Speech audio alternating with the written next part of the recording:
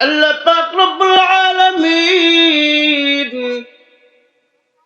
আদম সন্তানকে ডাক দিয়া বলেন, হ্যাঁ আমার বান্দারা, দুনিয়াতে আমি আল্লাহ তোমাদেরকে প্রেরণ করেছি, আর ওই দুনিয়াতে চলতে যাইয়া শয়তান তোমাদেরকে বিভিন্ন ধরনের ধোঁকা দিবে রে বান্দা। ওই বান্দা, যখন শয়তান তোমাকে ধোঁকা দিয়া তোমাকে ভুল রাস্তায় নিয়ে যাবে, যখন তুমি গুনাহের কাজে যাইবা, তখন তুমি আমার জাহান্নামের আগুনের কথা মনে করবা। আল্লাহ বলেন, তোমরা ওই আগুন থেকে বাঁচো,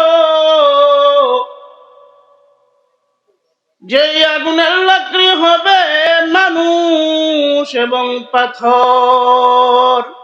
যে আগুনের লাকড়ি কে হবে? মানুষ এবং পাথর। আল্লাহ তাআলা বলেন, কোন জাতীয় মানুষদেরকে আল্লাহ পাক রব্বুল আলামিন জাহান্নামে দিবেন? যেই মানুষেরা দুনিয়াতে গাফেল, আল্লাহ তাআলার ইবাদত বন্দেগী করতে ভুলে গেছে, ওই জাতীয় মানুষকে আল্লাহ পাক জাহান্নামের লাকড়ি বানাইবেন রে ভাই।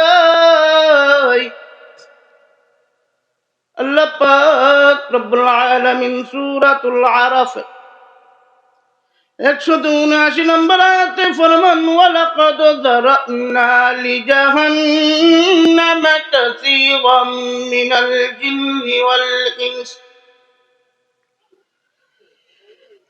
আল্লাহ পাক রব্বুল আলামিন বলেন,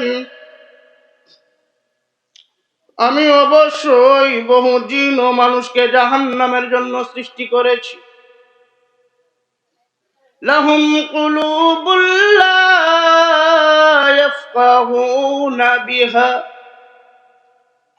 আমি আল্লাহ তাদেরকে অন্তর দিয়েছিলাম, তারা ওই অন্তর দিয়ে চিন্তা ভাবনা করে নাই, চিন্তা ফিকির করে নাই কোন কাজটা ভালো কোন কাজটা খারাপ।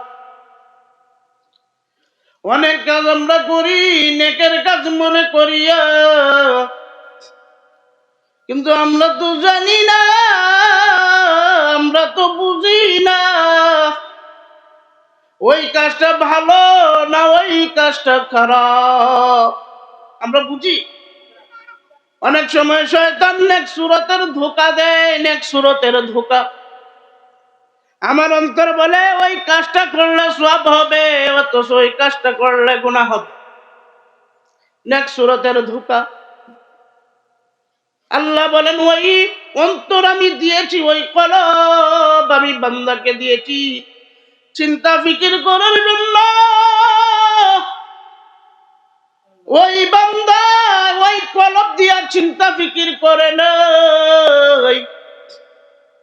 শুধু কি তাই নি? আল্লাহ বলেন, এরপরে আল্লাহ পাক রব্বুল আলামিন বলতেছেন,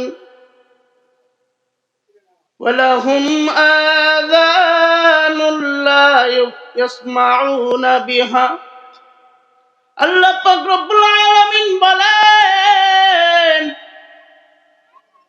ওয়ালাহুম আ'য়ুনুন লা ইউবসিরুনা বিহা। আমি আল্লাহ তাদেরকে চক্ষু দিয়েছিলাম, ওই চক্ষু দিয়া তারা কোরআন তেলাওয়াত দেখে দেখে কোরআন শরীফ পড়বে। ওই চক্ষু দিয়া তারা দুনিয়ার নাজ নিয়ামত দেখবে। ওই চক্ষুটাকে হারাম কাজ থেকে হেফাজত করবে। হারাম কিছু দেখা থেকে আল্লাহ যা হারাম করেছেন ওইগুলা থেকে হেফাজত করবে। কিন্তু না না না, তারা ওই চক্ষুটাকে হারাম কাজ থেকে কি করতে পারে নাই? বিরত রাখতে পারে নাই। শুধু তাই নয়, ওয়ালাহুম আযানুন লা ইয়াসমাউনা বিহা।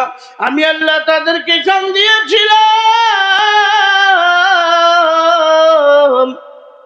কান দিয়া ভালো কিছু শুনবে, ওই কান দিয়া আল্লাহর গোলামির কথা শুনবে, রাসূলের আদর্শের কথা শুনবে, মানবে। কিন্তু তা না করে তারা শুনছে গান বাদ্য আর নর্তকীদের নাচ গান শুনছে।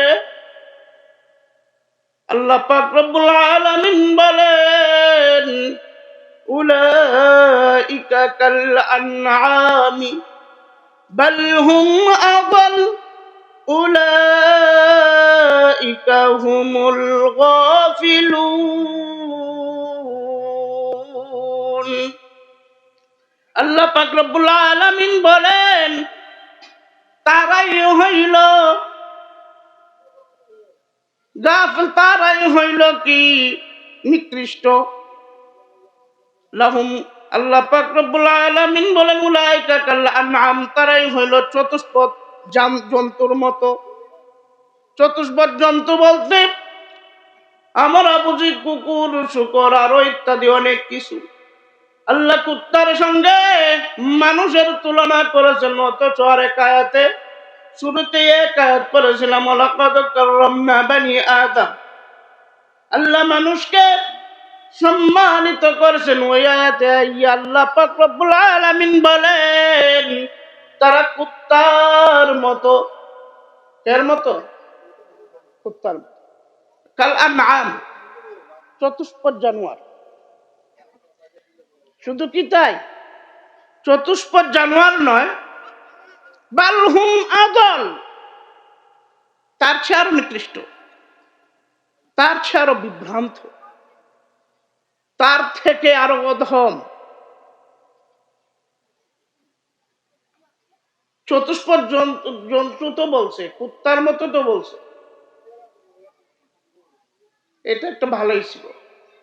এরপরে বলতেছে না, চতুষ্পদ জানোয়ার থেকে আরো নিকৃষ্ট। কুত্তারা দেখলে আমরা কি করি? দূর দূর দূর করে তাড়ায় দেই না? এই কুত্তার মতো বললে তো একটু মেনে নেওয়া যেত, কারণ কুত্তারা অনেক সময় ভাতও দেয়, দেয় না? আল্লাহ বলতেছেন এই কুত্তার চেয়ে আরো নিকৃষ্ট।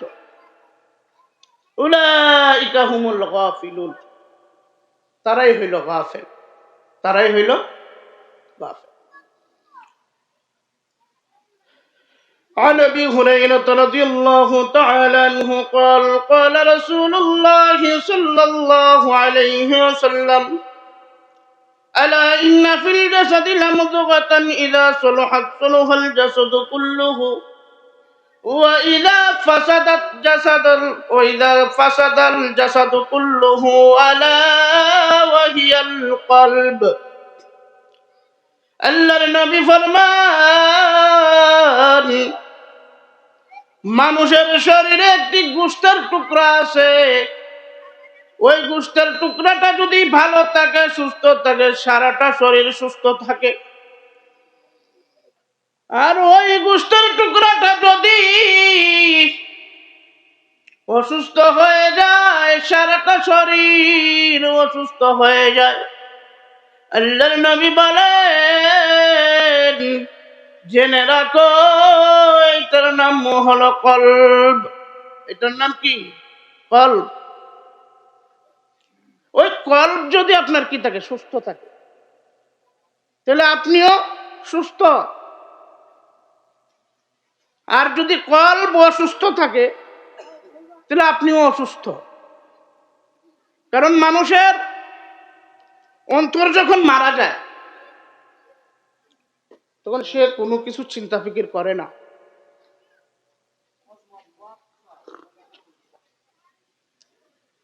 কোনো কিছুই চিন্তা ফিকির করেন, বিবেক দিয়ে ভাবে না, চিন্তা করে না। আজকে আপনাদের এই যে এখানে যারা আছেন, এমনি দেখবেন সব কাজে নাম্বার ওয়ান। সব কাজে কি নাম্বার ওয়ান? অলরাউন্ডার বলেন না মসজিদে? মসজিদের বেলায় একবারে পিছে, নাম্বার ছাড়া। মসজিদের বেলায় কি নাম্বার ছাড়া, কারণ অন্য কাজের মধ্যে আমরা ফার্স্ট, আর ওই দিকে এলে একবারে কাঁচা দুর্বল। ওই যে আমাদের কলব অসুস্থ, আমাদের কলব কি অসুস্থ। অসুস্থ হওয়ার কারণে আমরা আমাদের মালিকের বিধিবিধান মানতে এতটা আগ্রহ জাগে না উপরে। যদি মালিকের বিধিবিধান আপনি মানার যদি আগ্রহ থাকতো, আপনার কলব ভালো থাকতো, তাহলে দেখতেন সেজদার মধ্যে কি মজা। সেজদার মধ্যে মালিকের সাথে কথা বলা কি যে মজা, এটা একমাত্র আশিকিন ছাড়া কেউ বুঝবে না। আশিকিন ছাড়া কেউ বুঝবে না। মালিক থাকায় দেখে ওই বান্দা আমার অমুক বান্দাটা নিয়ে আমাকে সেজদা করছে, ওই বান্দাটা নিয়ে আমার সেজদা করছে, তাকায়। আমাদের কলব অসুস্থ, আর যার কলব অসুস্থ সে ভালো মন্দ পার্থক্য করতে পারে না, কোনটা ভালো কাজ কোনটা খারাপ কাজ পার্থক্য করতে পারে না, সমান হয়ে যায়। যেটা করে এটাই ভালো, যেটা করে এটাই ভালো। তো দেখেন ওলামায়ে কেরাম আপনাদের শত্রু না, ওলামায়ে কেরাম আপনাদের শত্রু না। করোনার সময় দেখেন, করোনার সময়